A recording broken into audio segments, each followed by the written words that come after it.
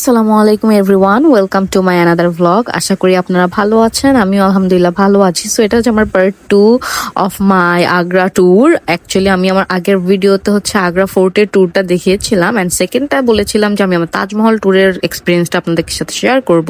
And here it is. আমরা হচ্ছে গিয়ে ওই একদিনে আর কি 2-3 জায়গায় ঘুরেছিলাম। সো আগ্রা ফোর্ট দেখা শেষ করে দেন চলে গেলাম তাজমহলে। এর মাঝখানে অনেক জায়গায় যাওয়া লাগছে। আসলে আমরা একটা বাস নিয়েছিলাম যে ডিসগাস্টিং একটা থার্ড ক্লাস বাস। ওই বাসের একটা কি ছিল, লাইক তাদের একটা প্যাকেজ টাইপের ছিল যে তারা এই জায়গায় ঘোরাবে, এই হবে।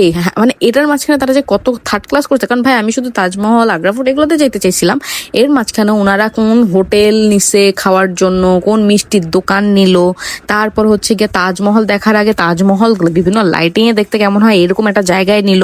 মানে আজাইরা যত সব। দেন ওইখান থেকে যখন আমরা বের হয়েছিলাম, তাজমহল দেখে ফাইনালি বের হয়েছিলাম, এরপর তারা জঘন্য ঘটনা করছে যেটা আমি শেষের দিকে বলবো। সো নাও আমরা যেহেতু এখন তাজমহল আসি, সো তাজমহল নিয়ে এখন আপাতত কথা বলি। ফাইনালি যখন তাজমহল পৌঁছাইছে আমি এত শুক্রিয়া করতেছিলাম যে আলহামদুলিল্লাহ ফাইনালি পৌঁছাইলাম এত কিছুর পরে। তো তাজমহলে যাওয়ার পর হচ্ছে আমাদের সিকিউরিটি চেক টেক হইলো। দেন সিকিউরিটি চেক টেক করার পরে আমরা ভেতরে ঢুকলাম। ঢোকার পর মানে খুব এক্সাইটিং লাগতেছিল যে আমরা আসলে অনেক দিনের ইচ্ছা ছিল আমার তাজমহল দেখা, তাও আবার হাজব্যান্ডের সাথে। It's really really romantic, but আমার হাজব্যান্ড রোম্যান্টিক না।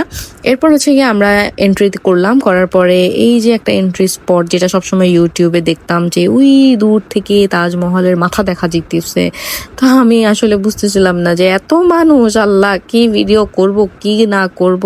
এই জন্য মানুষ আসলে সবসময় প্রেফার করে তাজমহলে ভোরের দিকে যাওয়া বা সকাল সকাল যাওয়া, তাহলে লোক সংখ্যা একটু কম থাকে, তখন ছবিও তোলা যায়, ভিডিও করা যায়, একটু খালি খালি থাকে, তো আসলে এনজয়টা করা যায় ভালো মতো। আমার একটা কোশ্চেন হচ্ছে, ভাই পৃথিবীর সপ্তম আশ্চর্য আপনি দেখতে আসছেন, আপনি ইন্ডিয়ান, আপনাকে দেখেই বোঝা যাইতেছে। ফরেনাররা দেখতে আসছে, আপনি সপ্তম আশ্চর্যের সাথে ছবি না তুলে ফরেনার সাথে ছবি কেন তুলতেছেন?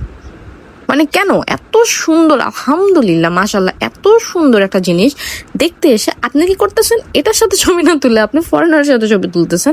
মানে বিদেশি সাদা চামড়ার সাথে ছবি তুলে আপনি কি লাভ হবে? কি করতে চান? আপনি কি বুঝাইতে চান যে আপনি কি খুব পশ, না আপনি খুব মানে কি আমি এটাই জানতে চাচ্ছি। আর ওইখানে ভাই আমার কথা হচ্ছে, যে জিনিস দেখতে আসছেন এটা একজন মুসলিম বানাইছে, we all know that.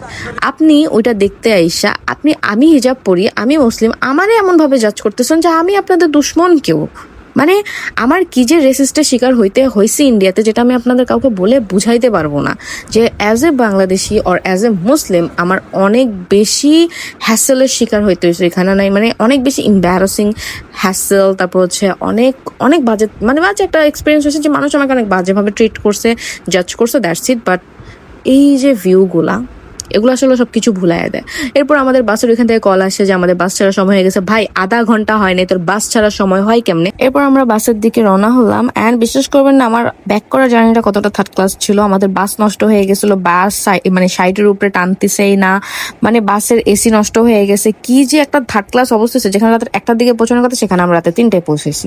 So anyways, that's it for my vlog. See you in the next vlog ইনশাআল্লাহ। Stay tuned with me and my channel.